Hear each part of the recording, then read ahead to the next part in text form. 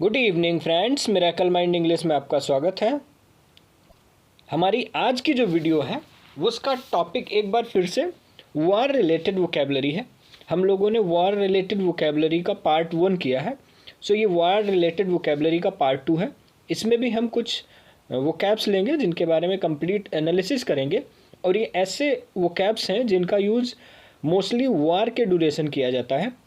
तो जैसे अभी यूक्रेन और रसिया के बीच वार चल रहा है, तो उसी को ध्यान में रखते हुए ये वोकैबलरी आपके लिए लाई गई है। तो चलिए बढ़ते हैं हमारे सेशन की तरफ और देखते हैं कुछ और नए वोकैब्स। सो हमारा आज का फर्स्ट वोकैब है migrate. MIGRATE। Migrate is a verb. यह एक वर्ब होता है and it's meaning is move from one region to another. एक क्षेत्र से दूसरे क्षेत्र में मूव कर जाना। हिंदी में कहते हैं विस्थापित हो जाना, या आप कहते हैं बस जाना, या देशांतर गमन करना। मीन्स एक देश से दूसरे देश में चले जाने को कहते हैं माइग्रेट। अच्छा, ये युद्ध के टाइम में भी होता है, और जनरली कुछ बर्ड्स ऐसी होते हैं, कुछ लोग ऐसे होते हैं जो एक स्थान से दूसरे स्थान पर परिवर्तित हो जाते हैं क्लाइमेट को ध्यान में रखते हुए। और मोस्टली ये माइग्रेटेड बर्ड्स के बारे में ज़्यादातर होता है ना। कुछ पक्षी ऐसे होते हैं जो गर्म स्थानों से ठंडे स्थानों पर चले जाते हैं, या ठंडे स्थानों से गर्म स्थानों पर चले जाते हैं। सो वो भी माइग्रेट करते हैं। और यहाँ पे युद्ध की बात हो रही है, तो युद्ध में भी बहुत सारे लोग जैसे यूक्रेन से माइग्रेट होकर के दूसरे देशों में चले गए। कुछ लोग पोलैंड चले गए, कुछ लोग वहाँ के दूसरे जो बॉर्डर कंट्रीज़ हैं वहाँ पे चले गए हैं। सो उस केस में भी इस वर्ड को यूज किया जाएगा। सो माइग्रेट का मतलब हो गया विस्थापित हो जाना, बस जाना, या देशांतर गमन करना। सो हम इसे सेंटेंस में समझेंगे। Lakhs of people migrated from Ukraine during the war. So lakhs of the people migrated, लाखों लोग माइग्रेट कर गए, विस्थापित हो गए फ्रॉम यूक्रेन, यूक्रेन से, ड्यूरिंग द वॉर, युद्ध के दौरान लाखों लोग जो यूक्रेन है वहाँ से विस्थापित हो गए। बढ़ेंगे आगे, लेंगे हमारा अगला वो कैब, और हमारा अगला वो कैब है resist. RESIST। Resist is a verb. Resist एक वर्ब होता है and it's meaning is withstand the action और effect of. So withstand the action means क्या करना, एक्शन के अगेंस्ट, किसी एक्शन के अगेंस्ट खड़े हो जाना। हिंदी में कहेंगे हम विरोध करना, रोकना, या प्रतिरोध करना। तो रेसिस्ट मीन्स हो गया विरोध करना, रोकना, या प्रतिरोध करना। इसके सिनोनिम हो जाएंगे प्रिवेंट, या आप कहेंगे सप्रेस, या डिटर। सो प्रिवेंट, सप्रेस और डिटर इसका सिनोनिम हो जाएगा। सो हम इसे सेंटेंस में समझेंगे। Ukrainian army and Ukrainian people are able to resist Russian army near Kyiv. So Ukrainian army और जो यूक्रेनियन पीपल हैं आर एबल टू रेसिस्ट, रोकने में, उनका विरोध करने में योग्य हैं रशियन आर्मी का कीव के पास में। सो कीव के पास में रशियन आर्मी को रोकने के लिए यूक्रेनियन लोग और यूक्रेनियन आर्मी सक्षम है। बढ़ेंगे आगे, लेंगे हमारा अगला वोकैब, और हमारा अगला वोकैब है cease fire.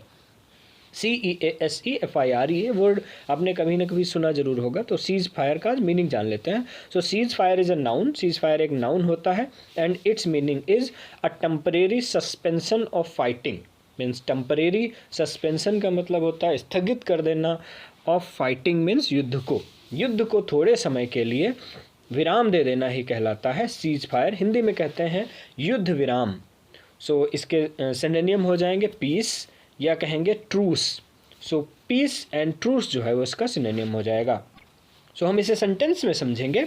Both Russian army and Ukrainian army announced ceasefire for 2 days in Kiev and Kharkiv.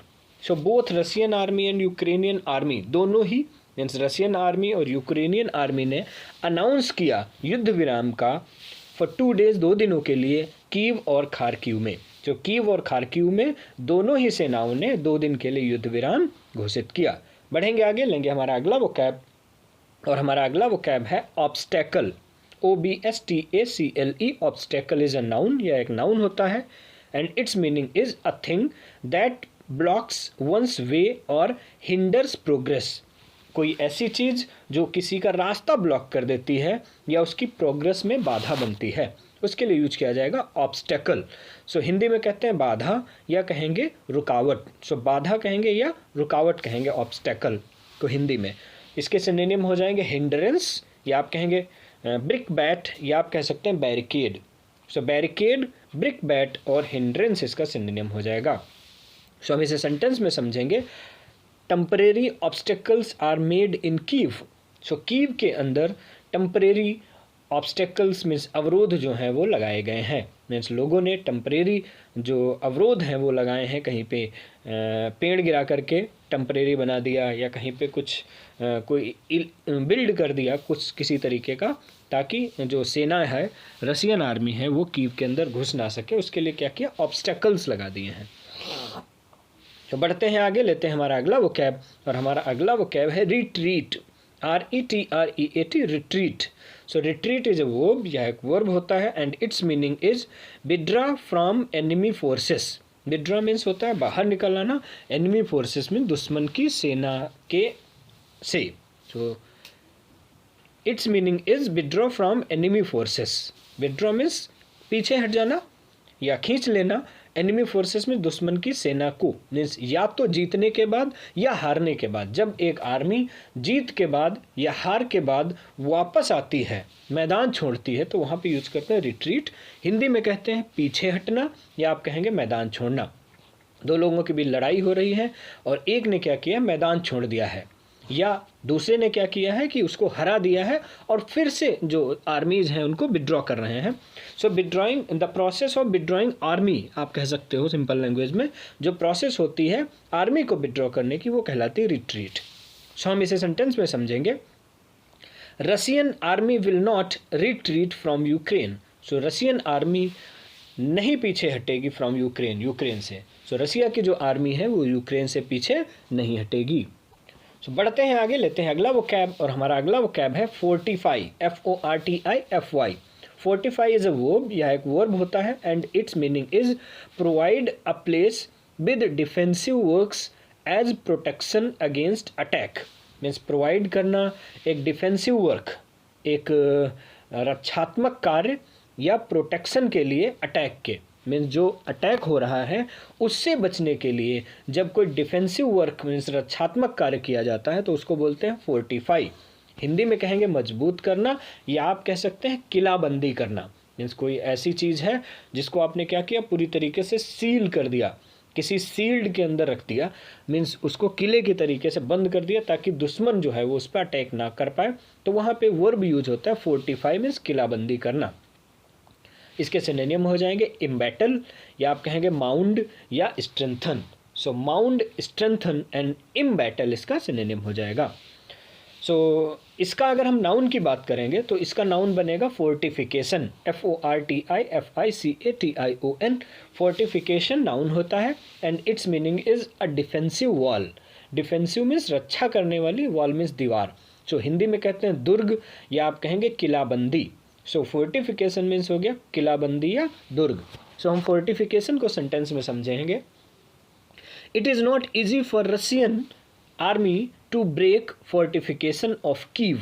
It is not easy for Russian army. So Russian army के लिए आसान नहीं है टू ब्रेक मीन्स की वो तोड़ पाएगा, फोर्टिफिकेशन किलाबंदी ऑफ कीव मीन्स कीव की, कि वह कीव की किलाबंदी को तोड़ पाएगा।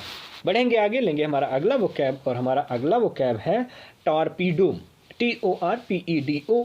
Torpedo is a noun, torpedo एक नाउन होता है, and it's meaning is a kind of missile fired from a ship और dropped into the water from an aircraft. A kind of missile, एक प्रकार की मिसाइल होती है जो किसी शिप से फायर की जाती है या एयरक्राफ्ट के द्वारा या ड्रॉप की जाती है पानी के अंदर। तो ये टॉर्पीडो वो होती हैं जो पानी के अंदर मारने की क्षमता रखती हैं। वो स्पेशल तरीके की मिसाइल होती हैं जिन्हें आप पानी के अंदर से, सबमरीन के अंदर से भी चला सकते हैं, या आप हवा में डालें तो वो पानी में भी घुस करके टारगेट को ख़त्म कर सकती है। सो टॉर्पीडो एक प्रकार की मिसाइल है जो कि पानी में भी वार कर सकती है या पानी से वार कर सकती है। आगे बढ़ेंगे और सेंटेंस में समझेंगे। Their army is laced with torpedoes. So their army, उनकी जो सेना है, इज़ लैस्ड, वह लैस है विद टॉर्पीडोज, मीन्स इस तरीके की टॉर्पीडो मिसाइल की से। सो बढ़ते हैं आगे, लेते हैं हमारा अगला वोकैब है propaganda. So propaganda is a noun. Propaganda एक नाउन होता है, and it's meaning is information specially misleading nature. एक ऐसी इंफॉर्मेशन जिसका नेचर मिसलीड करना हो, किसी को गुमराह करना हो। प्रोपेगेंडा हम एक नेगेटिव वर्ड है, मीन्स इसका जो प्रयोग है वो नकारात्मक केस में किया जाता है, मीन्स किसी का गलत प्रचार करना, दुष्प्रचार करना। सो हिंदी में कहते हैं प्रचार, या आप कह सकते हैं दुष्प्रचार। इसके सिनोनिम हो जाएंगे प्रमोशन, या आप कहेंगे एडवर्टाइजिंग या पब्लिसिटी। सो प्रमोशन, एडवर्टाइजिंग और पब्लिसिटी इसका सिनोनिम हो जाएगा। सो हम इसे सेंटेंस में समझेंगे, they are spreading just propaganda nothing else. They are spreading, वे फैला रहे हैं, जस्ट प्रोपेगेंडा दुष्प्रचार, नथिंग एल्स इसके अलावा कुछ नहीं, वे सिर्फ दुष्प्रचार कर रहे हैं और कुछ भी नहीं। बढ़ेंगे आगे, लेंगे हमारा अगला वोकैब, और हमारा अगला वोकैब है warfare, WARFARE। Warfare is a noun, यह एक नाउन होता है, and it's meaning is activities involved in a war. युद्ध के दौरान जो एक्टिविटीज़ की जाती हैं उन्हें वारफेयर कहते हैं। हिंदी में आप इसे युद्ध कहेंगे, जंग कहेंगे या लड़ाई कहेंगे। मैं लड़ाई को ही, वार को ही आप वारफेयर भी कह सकते हैं। सो इसका सेंटेंस में यूज होगा, Ukrainian people and army are practising guerrilla warfare. जो यूक्रेनियन आर्मी और यूक्रेनियन जो लोग हैं वो प्रैक्टिस कर रहे हैं गोरिल्ला वारफेयर की। सो अगला जो वोकैब है, यहाँ पे जो वर्ड लिखा है गुरिल्ला वार, सो हम गुरिल्ला वार के बारे में जान लेते हैं। सो हमारा नेक्स्ट वर्ड है गुरिल्ला वार। सो गुरिल्ला वार का मतलब होता है activity involved in a war by small groups of irregular soldiers against large regular forces. इसका मतलब ये हो गया कि एक्टिविटीज़ इन्वॉल्व, ऐसी एक्टिविटी जो युद्ध के दौरान प्रयोग में लाई जाती हैं, में छोटे छोटे जो लोगों के समूह होते हैं वो इरेगुलर सोल्जर्स के, और वो बड़ी सेना पर जब अटैक करते हैं छुप करके, तो उस जो लड़ाई की टेक्निक है उसे बोला जाता है गुरिल्ला वार। तो गुरिल्ला वार एक युद्ध की टेक्निक होती है। इसमें क्या होता है कि जो कुछ लोगों का समूह होता है, 4 से 10-20 लोगों का एक समूह होता है, और जो छुप करके एक बड़ी सेना पर आक्रमण करता है, उनको मारता है, और उसके बाद फिर से छुप जाता है, फिर दूसरी सेना को ढूंढता है, अलग अपने दुश्मनों को ढूंढता है, मारता है और फिर छुप जाता है। मतलब छुप कर जो हमला करने वाले योद्धा होते हैं उनके लिए वो जो टेक्निक होती है उनके लिए गुरिल्ला वार यूज किया जाता है। तो हम इसे सेंटेंस में समझेंगे, Shivaji's army was expert in guerrilla war. So जो हमारे वीर शिवाजी रहे उनकी जो सेना थी वो एक्सपर्ट थी गुरिल्ला वार में, मीन्स ऐसी लड़ाई में शिवाजी की आर्मी एक्सपर्ट थी। बढ़ेंगे आगे, लेंगे हमारा अगला वोकैब, और हमारा अगला वोकैब है gunpowder, GUNPOWDER। Gunpowder is a noun, gunpowder एक नाउन होता है, and it's meaning is an explosive consisting of a powdered mixture. An explosive एक विस्फोटक जिसमें कि जो कि पाउडर्ड मिक्सचर का बना हो, जिसका मिक्सचर कैसा हो, पाउडर के रूप में हो, उसके लिए यूज किया जाता है गन पाउडर। हिंदी में कहते हैं बारूद, इसके सिनोनिम हो जाएंगे पाउडर या डायनामाइट। सो गन पाउडर का हिंदी मतलब होता है बारूद, ठीक है। सो हम इसे सेंटेंस में समझेंगे, powerful gunpowder is use to make explosives. बहुत ही ताकतवर बारूद यूज किया जाता है विस्फोटक बनाने के लिए।